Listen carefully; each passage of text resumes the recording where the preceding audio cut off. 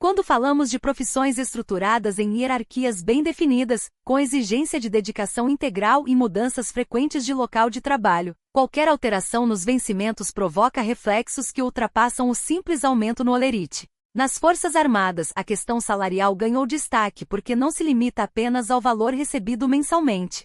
Ela abrange também a sensação de reconhecimento profissional, a capacidade de atrair novos talentos e a possibilidade de manter profissionais qualificados em áreas que demandam conhecimentos técnicos cada vez mais específicos. Militares em atividade, ex-combatentes e dependentes que recebem pensões voltaram a pressionar por uma correção mais abrangente depois que o governo anunciou um reajuste de 9% nos soldos, dividido em duas partes iguais de 4,5%. A primeira parcela será paga em abril de 2025, e a segunda, em janeiro de 2026. Essa decisão foi oficializada pela Medida Provisória 1.293/2025, que modificou a Lei 13.954/2019 para atualizar os valores pagos aos integrantes das Forças Armadas, conforme registro do Congresso Nacional. O aumento trouxe de volta à tona a discussão sobre as perdas financeiras acumuladas desde 2019, um dos principais motivos de insatisfação entre militares e pensionistas, segundo o portal Defesa em Foco. A divisão do reajuste em duas etapas amenizou o impacto imediato no orçamento das famílias, mas não resolveu a questão central. Embora os valores nominais tenham subido, a defasagem salarial dos últimos anos continua sendo um ponto de tensão.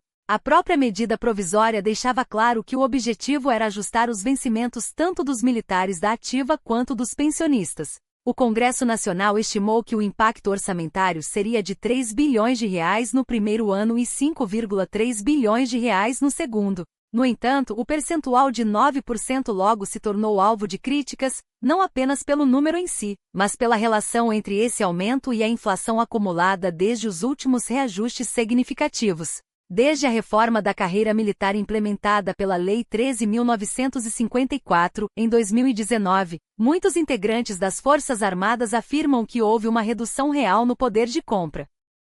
Essa percepção se intensificou com o parcelamento do reajuste, pois o efeito completo só será sentido quando a segunda parcela for paga. Assim, mesmo com o aumento nominal, a sensação é de que a correção não foi suficiente para compensar a desvalorização da renda ao longo dos anos. Para aqueles que defendem uma nova recomposição, o reajuste de 9% funcionou mais como um paliativo do que como uma solução definitiva para o problema da defasagem salarial. Outro fator que ampliou o debate foi a comparação entre os salários das Forças Armadas e os vencimentos pagos pelas polícias militares e bombeiros estaduais. Em vários estados, essas categorias receberam reajustes próprios nos últimos anos, criando diferenças regionais consideráveis. Em alguns casos, o salário inicial de um policial militar estadual supera o de um militar federal em início de carreira. Essa disparidade gera desconforto nos quartéis, já que as Forças Armadas têm regras específicas de disponibilidade, mobilidade, disciplina e dedicação exclusiva.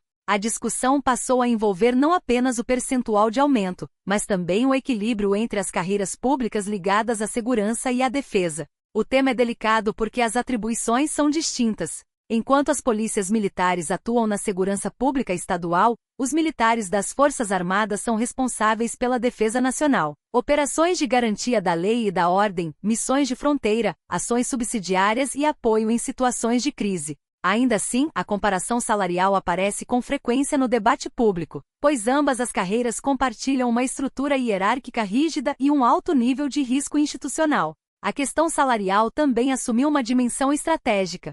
As Forças Armadas dependem cada vez mais de profissionais especializados em áreas como tecnologia, engenharia, comunicações, ciberdefesa, manutenção aeronáutica, sistemas navais, inteligência e logística. Esses setores competem diretamente com o mercado privado por mão de obra qualificada. Quando a remuneração pública perde atratividade, a instituição pode enfrentar dificuldades para reter especialistas. Esse problema não surge de imediato, mas se acumula ao longo do tempo, especialmente quando profissionais experientes deixam a carreira ou quando jovens talentosos deixam de enxergar o serviço militar como uma opção vantajosa. Por isso, a recomposição salarial passou a ser vista por parte da categoria como uma questão ligada à retenção de talentos, e não apenas como uma reivindicação corporativa. A discussão também afeta pensionistas e veteranos.